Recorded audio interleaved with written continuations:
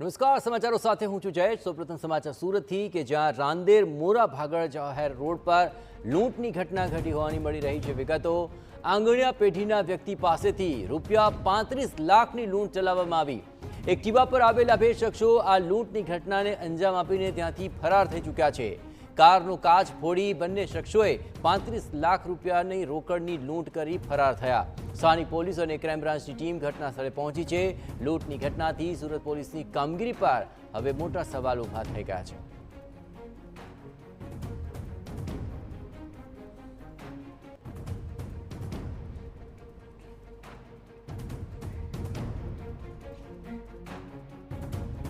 સુરતના રાંદેર મોરા ભાગળ જાહેર રોડ પર આ લૂંટની ઘટના ઘટી। આ સીસીટીવીની અંદર જે લૂંટ કરનારા છે તેના દ્રશ્યો પણ કેદ થયા છે અને તેને આધારે હવે પોલીસે આ તપાસ હાથ ધરી છે। એક્ટિવા પર આ બે શખ્સો આવ્યા હતા અને લૂંટને અંજામ આપી ભાગી ગયા। મોરા ભાગળ મેઇન રોડ ઉપર એક લૂંટની જે ઘટના છે તે સામે આવી છે કે ફોર્ચ્યુનર કારની અંદર આંગણિયા પેઢીના કર્મચારી જ્યારે રોકડ રકમ લઈને જઈ રહ્યા હતા તે દરમિયાન એક બાઇક અને એક્ટિવા ઉપર આવેલા 4 જેટલા ઈસમો છે તેને એક્સિડન્ટ કરે છે અને ત્યારબાદ જે ગાડીમાં પડેલી રોકડ રૂપિયા અંદાજિત 35 લાખની લૂંટ કરી અને ફરાર થઈ જાય છે। જ્યારે પોલીસને જાણ થતાની સાથે જ અત્યારે પોલીસ જે છે તે ઘટના સ્થળે પહોંચી છે અને જોઈ શકાય છે કે ફરિયાદી છે તેની પૂછપરછ કરવામાં આવી રહી છે। સીસીટીવી છે તેની અંદર શંકાસ્પદ જે વ્યક્તિઓ છે તે દેખાઈ રહ્યા છે। અત્યારે જે રીતે આખી ઘટના જે બની છે લૂંટની તેને લઈને જે સ્થાનિક પોલીસ ક્રાઇમ બ્રાન્ચની ટીમ છે તે ઘટના સ્થળે પહોંચી અને આ બાબતે તપાસ છે તે શરૂ કર્યા છે। નજીકમાં લાગેલા જે સીસીટીવી છે તે ચેક કરવામાં આવી રહ્યા છે અને જે ફરિયાદી છે તેની સાથે તમે કેવી રીતે આવતા હતા? અમે સુરતથી ભાગલ 4 રસ્તાથી અમે અમારા ઘરે જતા હતા।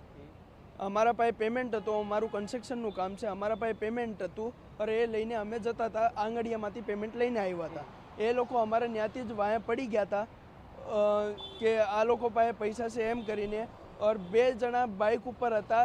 એ આવીને પહેલાં મારી ગાડીને ટચ કરી, ટચ કરવા પછી એને સાઈડમાં રાખી અમે કે ભાઈ શું થયું? તો મેં ગાડીમાંથી નીચે ઉતર્યું એટલામાં એ ભાઈ જે પાછળ બેહેલો હતો એ પડી ગયો। એનો પગમાં સૂજન ટાઈપમાં એમ કીધું કે ભાઈ તમે મારા ભાઈને માર નાખ્યું। બાઇકવાળાએ મને કીધું કે તમે મારા ભાઈને માર નાખ્યું।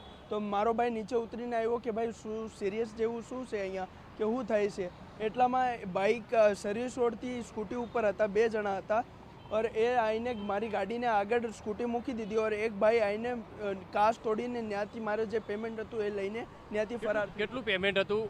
35 લાખ રૂપિયા હતા, રોકડ હતી। તો તમે એને ઓળખી બતાવો, આજે સીસીટીવીમાં દેખાય છે એ લોકો જ છે? હા, એ કન્ફર્મ છે, જે સીસીટીવીમાં છે અમે જોયેલું છે। અમે એનું પાછળ ભાગીને પીછું એ કર્યો હતો।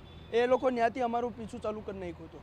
અત્યારે જે રીતે જોઈ શકાય છે કે પોલીસની ટીમ છે તે ઘટના સ્થળે પહોંચી છે અને અત્યારે જે રીતે તમને જે સ્પોટ જે બતાવી રહ્યા છે કે અહીંયા જે પોતે ફોર્ચ્યુનર લઈ અને જ્યારે પસાર થઈ રહ્યા હતા તે દરમિયાન પાછળથી જે 2 લોકો આવે છે જે ગાડી ટકરાવે છે અને ત્યારબાદ ગાડીમાં પડેલા 35 લાખની રોકડની રકમની જે કાચ તોડી અને લૂંટ કરી અને ફરાર થઈ જાય છે। હાલમાં તો રાંદેર પોલીસની જે ટીમ છે તે ઘટના સ્થળે પહોંચી છે અને નજીકમાં લાગેલા સીસીટીવીના આધારે તપાસ છે તે શરૂ કરી છે।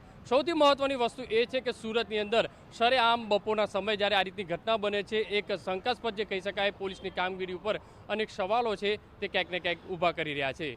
કેમેરામેન સંજય ચંદેલ સાથે બલદેવ સુથાર, TV9 સુરત। લૂંટની આખી ઘટના સીસીટીવીમાં કેદ થઈ છે અને પ્રત્યક્ષદર્શીઓના નિવેદનને આધારે હવે આ સમગ્ર મામલે તપાસનો ધમધમાટ તેજ કરાયો છે। આ બંને તસવીરો આપ જુઓ, એક તરફ પોલીસની તપાસ ચાલી રહી છે, બે તરફ સીસીટીવીની અંદર બાઇક એક્ટિવા પર આવેલા બંને શખ્સો આબાદ રીતે ઝડપાયા છે।